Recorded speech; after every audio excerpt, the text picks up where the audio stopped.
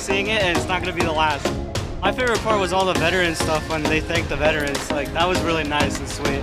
Well, I definitely like the marine life of it, and the aspect of it being 3D. It's a lot different in real life. It's really impressive. I'm gonna go like every year now. It's unbelievable. It's just, it's mesmerizing. It really is. And I'm sure it takes a lot of work to do that. And they incorporated the sea turtles and the sea life in the ocean and the music. And it was just really nice. I would come back every year. It's cool. Very cool.